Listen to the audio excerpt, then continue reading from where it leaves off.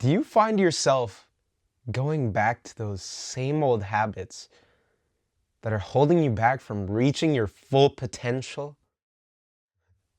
If so, this video is for you.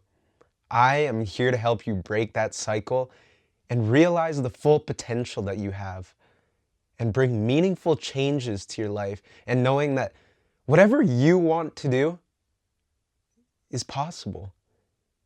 And it just comes down to a couple of things. What are habits? Habits are actions that we repeat so often to the point where it becomes second nature. Or in other words, something that becomes just so automatic and a part of us that it naturally requires less thought to perform. Forming the right habits is a great tool, as it allows you to consistently act upon the things that you once told yourself you didn't like doing. For myself, that's reading books. There was a part of my life where I just didn't really like it, and I would keep telling myself that I didn't like it.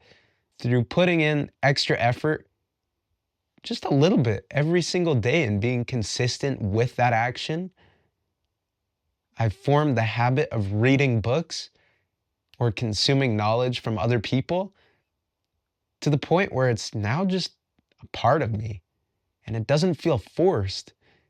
And it's because it's a habit, it's going to require less thought. Why are habits worth focusing on? Well, if we go back to the definition and take a part of it, we know that habits are repeated actions, and we know that actions have outcomes. And so if we're repeating the same action daily, that outcome is going to multiply by the number of days that you're consistent with that habit. And so another way to put it is, imagine you're driving on a road and little by little, I don't know what the increments will be, we'll just say 20 minutes or 5 minutes, whatever the case is. But every 5 minutes, you're slowly turning the wheel, ever so slightly, every 5 minutes. And over the course of an hour, the angle of the wheel is now like this. Well, on a straight road, I don't think you're on the road anymore. And so it's been through taking that repeated action of slowly turning the wheel, compounded over some period of time, in that case an hour, that's going to lead you into a ditch. And so by applying that same concept into our very own lives, if we want to keep that wheel straight towards the goals that we want to achieve, it's going to require that our habits are in alignment with that road so that we can stay on that path and make progress towards achieving those goals and outcomes. So what habits are needed for success and keeping that wheel straightened so that you don't go into the ditch? Well, that actually depends on what you want and what your level of success looks like. Is that a family? Is that having your own house? Is that getting a new gaming console? Is that developing yourself in some way, whether it be your knowledge or your ability to connect with other people? What does your level of success look like? Because once you know what that looks like, that determines what habits you need to have. Or in other words, what actions you need to be taking on a consistent basis. So my habits have become reading books, learning from people on podcasts, and ultimately putting myself in situations where my shy self isn't comfortable.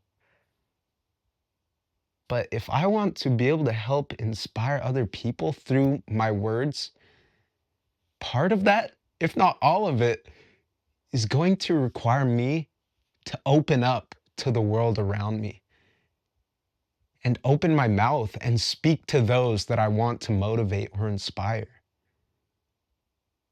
If I could leave you all with just one tip, it would be to build your habits towards the person you want to become and not for the person you are trying to leave behind.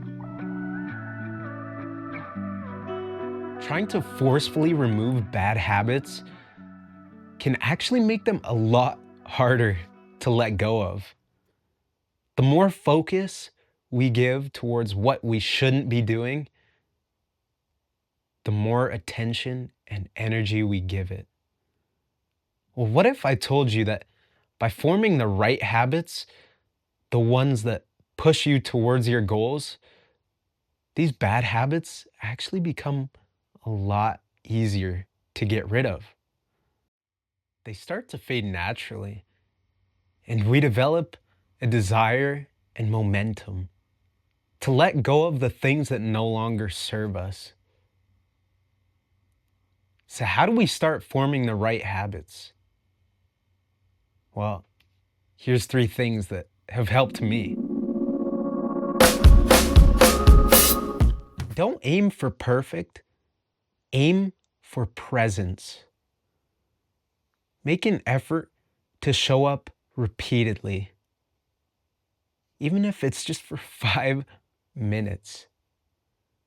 Allow this change to exist more often in your life, as repetition builds momentum. Experience things without judging yourself or saying that it's just not for you. Give it an honest try and then make the decision. And don't rush the outcomes. If there's anything that we can learn from nature, it's that sometimes slow progress is fast progress. For example, if we think about the growth rings within a tree, where each gap in between the lines represents a year of growth, I honestly believe that's how we should view our own growth. It's after this year where we see those optimal results that we have been looking for in the first place. Positive reinforcement plays a huge role in forming habits, as it communicates to our brain that whatever action or change that we are trying to produce is worth putting effort into. And so positive reinforcement is what's going to keep us coming back to that.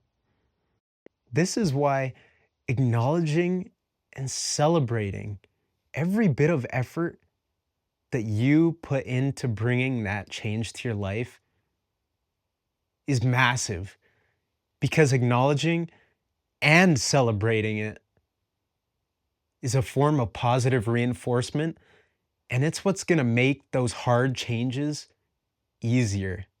When I say celebrating yourself, I don't mean actually throwing a party, but instead I mean recognizing your achievements and mentally or verbally telling yourself, good job.